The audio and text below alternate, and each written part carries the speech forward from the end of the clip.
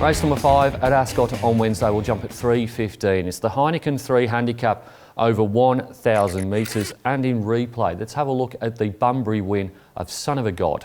The field is Movenza, the late scratching of Petite La Femme. Into the home straight, Son of a God set sail for the judge and bounded away. It's Son of a God at the 250 by 3 on He's Almighty, which is under the Shillelagh from Pike. Uncanny Timing has run to third, but Son of a God down past the 100 held a handy lead. He's Almighty trying to rally near the inside, but Son of a God in front, and Son of a God wins. Son of a God gives Playing God the... Simon Miller and William Pike will team up on Wednesday with Son of a God in what I thought was a tricky race. I ended up going that way. Quite like the win down at Bunbury that we've just seen in replay. And I think quite significantly here, looking at the gates, has drawn gate number 5 of 10. And I think probably the major dangers in this race have drawn a lot wider than Son of the God. So goes on top. From number 2, Pure Dynamite, who drops in grade from both of his recent starts. 2 starts ago was a Class 3 in which he finished second behind Cosmic Eyes. That was a very fast run race. And the last time out went around in 3-year-old company behind the Smart Laverod, was beaten 6 lengths. Gate number 8 is a little bit of a concern for this horse that likes to be on speed, but goes in for second. Number 1 is Excellent Dream. Now, these horses 4 weeks between runs after being scratched at the gates for misbehaving towards the outside gate here. Comes out of that same Cosmic Eyes race that we referenced before with Pure Dynamite. That was very high rating. Will be there or thereabouts, but the behaviour before the race and the wide gate means doesn't go on top. And then number 7, London Mist. Now, was beaten 6 and a bit lengths by Laverod in that race, so it was just behind Pure Dynamite, but totally bundled the start, lost quite a few lengths at the beginning. Draws gate number 2 here. Kira Yule keeps the ride, could certainly improve. Top selection in race number 5 is number 3, Son of a God, to beat 2 Pure Dynamite, 1 Excellent Dream and 7 London Mist. Race number 6 at Ascot on Wednesday will jump at 3:50. It's the Glenroy Chaff handicap over 1,000 metres and in replay. Let's have a look at the last start win of Time to Sizzle.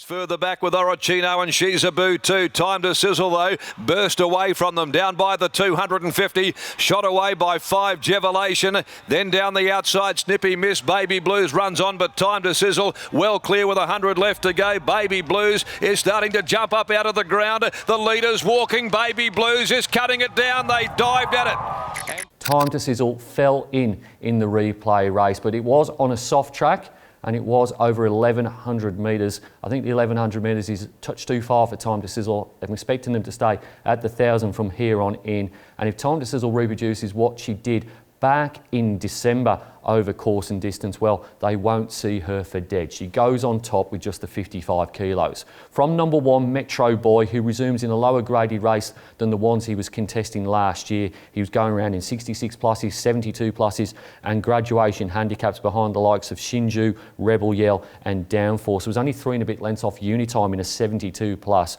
Gets an apprentice here in Maddie Derrick, but that brings the gate weight down to 57. Gate number 8 has to play a major part here. Number 8 is Orange Strudel, running well without winning. This horse hasn't won for nearly 500 days. Renee Forrest keeps the ride aboard this galloper that placed 2 starts ago behind the Niconian. And then number 5, Nawi. Now, Nawi was 9th of 11 on its first up run behind Kit Gummy, who actually ran quite well here on Saturday. But I think the tempo of this race is going to suit Nawi. She's a horse that in the past has done her best work in fast run races, and with Time to Sizzle engaged, that's what this should be. Top selection in race number 6 is number 11, Time to Sizzle, to beat 1 Metro Boy, 8 Orange Strudel and 5 Nawi. Race number 7 at Ascot on Wednesday will jump at 4:27. It's the AMEC handicap over 1,600 metres and in replay. Let's have a look at the last start 4th of Altamont. Left to go, Keeper's Tail, join Vital Blast, a line of 3 made by Super Terratoa. Then 2 lengths, Truly Great, Our Ideal, Divine Shadow runs on as well. Pike goes to work on Truly Great with 100 to go. Grab the lead from Super Terratoa. Super Terratoa, Truly Great, Divine Shadow is running on. They split the line, Truly Great lifted home. Altamont was 100 to 1 in that replay race run by Truly Great. It was a Class 3, so the same class as this, but it was over the 1,400 metres. I think the 1,600 metres will suit this horse a lot more. Gets gate number 2 here. He's the first emergency, so has to get into the field, but stepping up in trip, the finishing speed of this galloper in both of its runs this campaign have been very good. Not really ever been one of mine. It won a couple of races at Belmont Park and then was pretty highly rated by a few people. I didn't fall into that trap, but I do think this race is within Altamont's capabilities. Goes on top from number 2, Sakiyara, who will certainly race on the speed, one would think, from gate number 7 for Chloe Azzopardi, and David Harrison should have every possible, one would think. Won 2 starts ago with Joe Azzopardi in the saddle. Chloe rode the horse last start behind Tolman, who was a little bit of a flop on Saturday.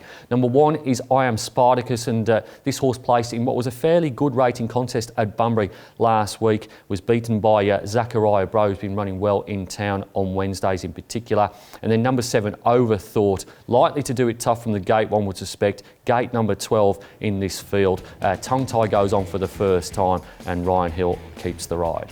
Top selection in race number 7 is number 12, Altamont, to beat 2, Sakiyara, 1, I Am Spartacus, and 7, Overthought. Race number 8 at Ascot on Wednesday will jump at 5:07. It's the Crown Towers Handicap over 1,800 metres and in replay. Let's go back a few weeks to the last start second of Reviews.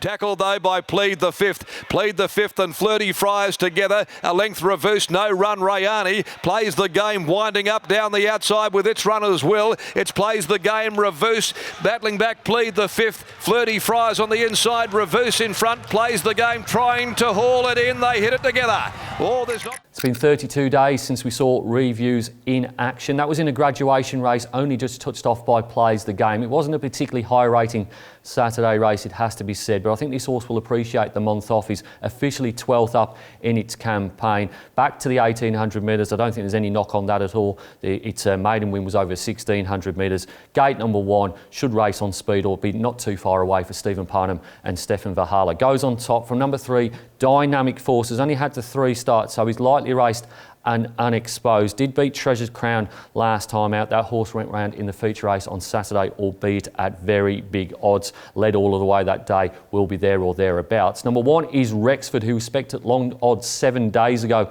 when placed in second behind Come Right Back. Chris Graham rode that day from gate number 5. He has a trickier assignment here with the 57.5 from gate number 12. And then number 2, Sky 5, has the same problem as Rexford in this race, and that's a very wide gate and apprentice jockey as well. Gate number 13, Bo Banovich Edwards, who takes over from Jade McNaught, who was aboard when this horse broke its maiden. Top selection in race number 8 is number 4, Reviews, to beat 3, Dynamic Force, 1, Rexford, and 2, Sky 5.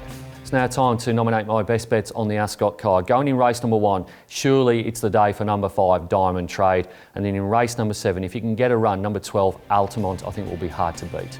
It's easy to stay up to date with everything that's happening at Perth Racing. You can log onto our website or you can follow us on our social media channels. Until next time, stay safe and bye for now.